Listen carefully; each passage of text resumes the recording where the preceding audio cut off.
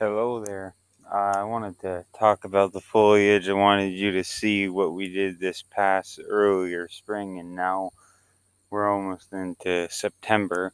If you could see the foliage up top here and then in the middle, but also if you give heed and see the fruit that God has allowed for it to have, again, all over, good amount.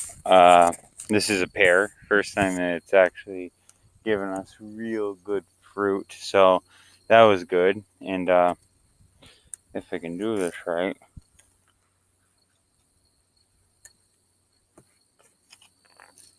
I wanted to show you some of the length. So if you look here, we have roughly already over a foot. I'm going to say,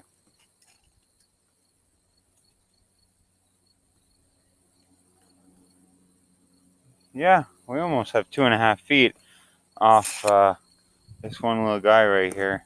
As you can see, he's grown a lot. He'll be scion wood for, remember that mop head? Well, he's right behind me, the fuzz ball.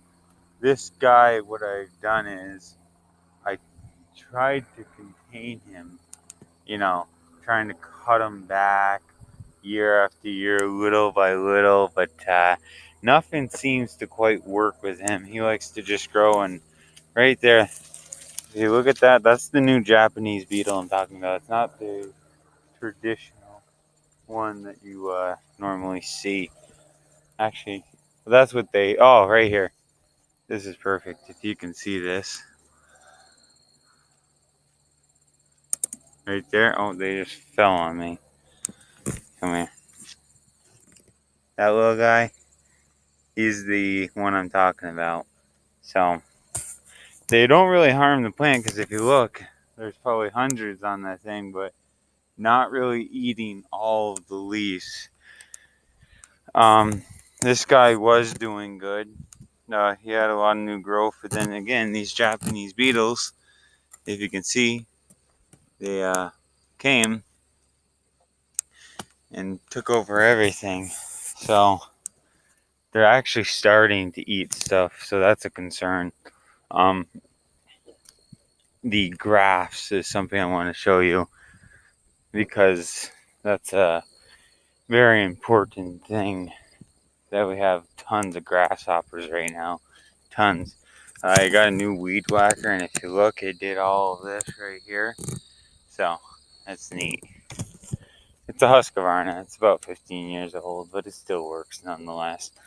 Okay, right here, this guy, remember I showed you this spring, he was a lot fuller. Well, I put in a lot of grafts this spring, and this is one of them. As you can see, the foliage is pretty good right there. It's doing really good. This is off that pear tree with the good pears on it. That's one. Um, there's another pear. Half of this is going to be pear. Right there, right here is another pear. And that's the apple. I think it's Golden Delicious by trade. And then over here, we have Macintosh, Macintosh, Macintosh, and Macintosh with a whipping tongue right there, Macintosh. So that thing's really taking off. It's doing really good, actually. Very surprised. And actually, if you'll care to look for 1 second, that Macintosh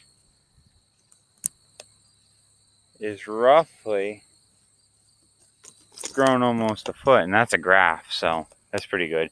I wanted to show you an update on the Macintosh tree where I got those scions I just showed you that are doing really well. Right here is actually the full tree. That's what it looks like when it's with full foliage and apples also. If you look in here, we got a ton of apples, so that's killer too. Oh, this is the deer problem I've been talking about right there.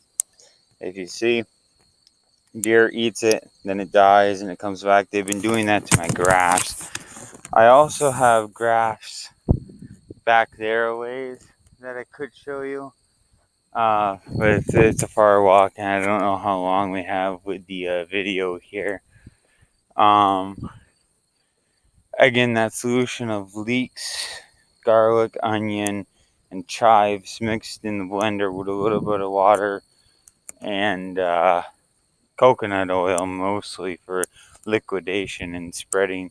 What I did is I put it in a bowl, put it in my hands, and then I throw it onto the trees. And this one is actually naturally resilient to the Japanese anithids.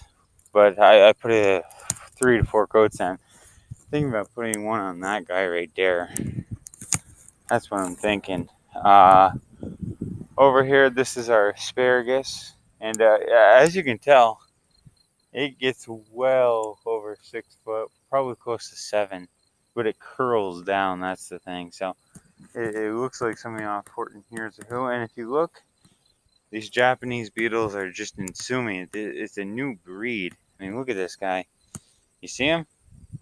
Hard shelling. You see what I'm talking about by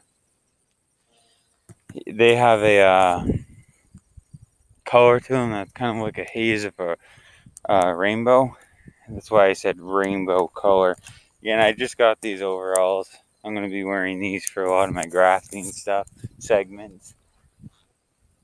I wanted to show you that. My native plums, if you can tell, are ones right there. The white flag, and white flag. Those are native American plums. Trees, seedlings. And if you look, not doing horribly bad.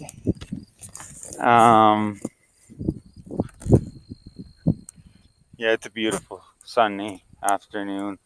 I can't wait for fall though, because then you'll really see the growth that some of these trees have gotten compared to other trees, and how much the other trees have gotten for growth, for that matter. Butterfly. I don't know if you saw that. Right here, this guy is one I grew by seed right behind me, and it's a black walnut. That thing, wow. Now this is the one I wanted to show you about. God's allowed all this to happen, by the way. There's nothing to do with me. No, not on account of me at all. Okay, the aphids have attacked this, but if you look right here, we have a Macintosh Scion with about 2 inches of growth. Over here, we have another Macintosh Scion with about 3 to 4 inches of growth. And again, right here, 2 inches of growth. And then we have, where'd you go? Right here. This is a Honeycrisp, and so is that. And I did do the oak one that I wanted to show you. It didn't survive though, so that's the update on that. But as you can see, the water around here has been excellently good. I mean, we got over 1.5 feet of growth on these evergreens, so that could show you right there. And these were planted last, was it fall? I think it was fall. So that alone, it's been something really interesting. Just, this is my second year grafting. I'm going to be on my third next spring. And I'm really excited. I'm really going to pump out on that one pear tree. And I'm looking into cherries for where the native plums are over there. So thinking about cherries. But if you can see, I don't know if you can, right there, that's a beech wild. And I tried to hook up a graft to it, but it didn't take. It started to. That was the interesting part. The beech scion to the oak rootstock did not take, but the oak scion to the beech rootstock did take. Right now we're in the woods. This is the long venture, is what we call it. Family cabin stuff, but this is, and shout out to Almost All About Wood right there. So yeah, that's pretty cool. Yeah, this is Gort, and I just wanted to keep you informed on our segments we're having.